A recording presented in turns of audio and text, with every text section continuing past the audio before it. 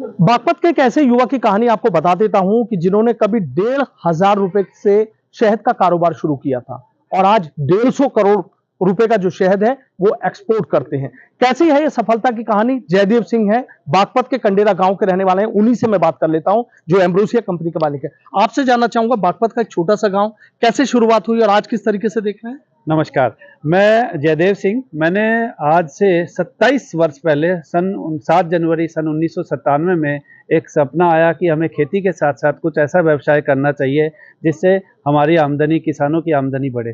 तो उसी में एक ख्याल आया, कई सारे के ख्याल है, जिसमें मधुमक्खी पालन को हमने चुना कि मधुमक्खी पालन से हमें आगे बढ़ना चाहिए। तो उस समय ये था कि हमें नौकरी करनी चाहिए या व्यापार करना चाहिए, लेकिन अपना मन ये था कि हमें कुछ खेती के साथ साथ अपना व्यापार ही करना चाहिए। तो हमने चुना कि मधुमक्खी पालन करना चाहिए। तो 2 मधुमक्खी के बॉक्स से मैंने शुरुआत की थी। 7 जनवरी 1997 को मैंने 2 बॉक्स खरीदे, एक शुरुआत हुई और उसमें बहुत सारी कठिनाई आई। तो उसको चलते चलते हम लोगों ने आज 5,000 हमारे खुद के अपने कंपनी के बॉक्स हैं और हमारे साथ लगभग 10,000 किसान, जो ऐसे किसान हैं जो हमारे साथ जुड़े हुए हैं।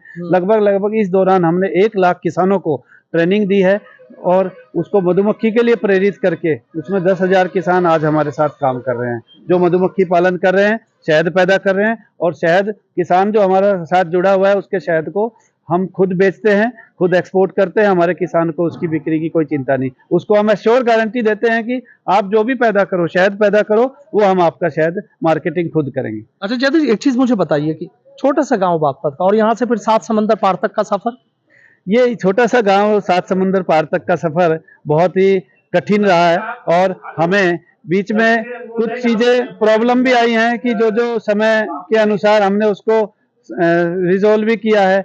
जैसे हमने शुरू किया था तो शुरू में ये लगा कि भाई मधुमक्खी पालन हमारे क्षेत्र में नहीं हो सकता क्योंकि गन्ना क्षेत्र है।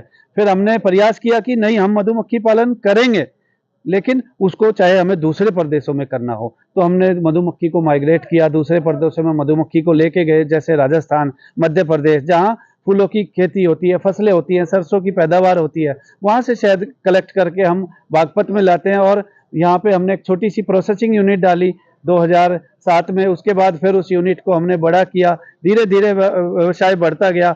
जैसे जैसे हमारा शहद अमेरिका को गया, कनाडा को गया, तो वहाँ के लोगों की डिमांड बढ़ती गई कि बागपत का शहद, कंडेरे का शहद, और इवन अखबारों ने तो कहा कि जयदेव सिंह का शहद अमेरिका तक का छाया। तो कठिनाई आई है, लेकिन हमने उसको सामना किया। और कोई भी चीज यदि आप मन में ठान लेते हो कि नहीं मुझे ये करना है, तो बहुत आसान हो जाता है। अच्छा एक चीज बताइए कि जैसे अभी तक किसानों की बस एक बात है कि गन्ने की फसल बो दी, कोई और खेती नहीं करेंगे, गन्ना है, आंधी है, तूफान है, बारिश है, सब झेल लेता। आपको लग रहा है कि बदलाव आ रहा है, किसान आ रहे हैं मधुमक्खी पालन की तरफ? आज के समय में बेरोजगारी की समस्या मुख्य समस्या है और हमारा युवा खुद कंफ्यूज है कि करना क्या चाहिए। तो उसी माध्यम से हम लोगों ने एक बी कीपिंग एकेडमी की, आज 27 वर्ष पूर्ण होने पे एम्ब्रोसिया बी कीपिंग एकेडमी की स्थापना की है। और उस एकेडमी के थ्रू हम लोग पूरे भारतवर्ष में मधुमक्खी पालन को बढ़ाएंगे। मधुमक्खी पालन से जो किसान मधुमक्खी पालन करना चाहता है उसको ट्रेंड करेंगे।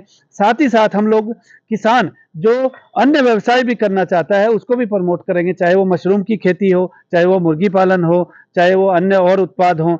और साथ साथ हम लोग जो है, जो किसान एग्रीकल्चर में वेजिटेबल सब्जियां पैदा करना चाह रहा है, क्योंकि हमारा क्षेत्र बहुत ही पोटेंशियल है, हमारे यहाँ की मिट्टी बहुत अच्छी है जिसमें सब्जी की जो उत्पादकता है वो बहुत अच्छी होती है। तो हम लोग कोशिश कर रहे हैं कि हाँ, हम शहद के साथ साथ हम लोग एक प्रोजेक्ट लेके आ रहे हैं जो कि IQF फ्रोजन वेजिटेबल का होगा और उसमें लगभग 2 एकड़ में वो हम प्लांट लगा रहे हैं जिसमें सब्जियां पैदा होंगी और वो सब्जियां यहाँ से एक्सपोर्ट होंगी विदेशों तक। जैसे शहद बागपत की जमीन से जब शहद जा सकता है तो सब्जियां क्यों नहीं जा सकती। तो हमने ठाना है कि यहाँ से हम अपने किसान को गन्ने के साथ साथ सब्जियों की तरफ भी प्रेरित करें, मधुमक्खियों की तरफ भी प्रेरित करें, और वो दोनों चीजें बागपत की जमीन से अमेरिका तक का दोनों एक्सपोर्ट होगा। बागपत की जमीन का आपने जिक्र किया, अब आपकी शहद की खुशबू है दूर दूर तक जा रही है। आपको लग रहा है कि बागपत की माटी की महक भी अब जाएगी, लोगों को रोजगार मिलेंगे, गांव से पलायन रुकेगा?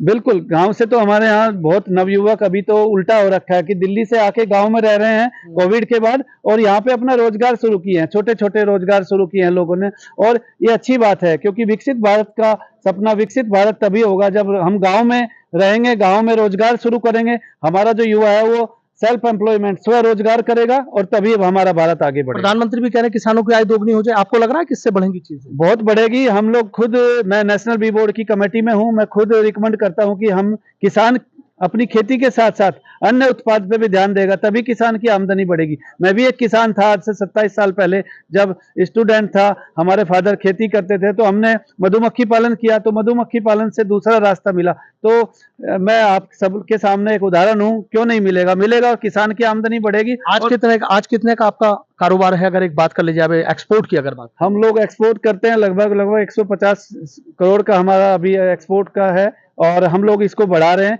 जैसे अभी शहद के साथ साथ हम लोग सब्जियों में और चीजों में भी आ रहे हैं, तो इसको और भविष्य में आगे कहते हैं कि शुरुआत की जाए तो बदल रास्ते जरूर निकल आते हैं। शुरुआत की जाए, आपकी मंजिल आसान हो जाती है यदि आपका इरादा मजबूत है, यदि आपका इरादा बुलंद है, तो कोई भी मंजिल आपके लिए कठिन नहीं, आसान होती है। आसान होती है। बहुत बहुत शुक्रिया। तो देखिए, जयदेव सिंह है, एम्ब्रोसिया कंपनी के डायरेक्टर हैं, सीधा कह रहे हैं कि छोटी सी शुरुआत की थी, आज 150 करोड़ रुपए का जो उनका टर्नओवर एक्सपोर्ट में शहद का है, और कह रहे हैं कि शहद के साथ साथ अब सब्जियों में भी किसानों को जोड़ेंगे और कोशिश कर रहे हैं कि किसानों की आय किसी भी तरीके से दोगुनी हो जाए। Sanuj Sharma, ABP News, Baghpat.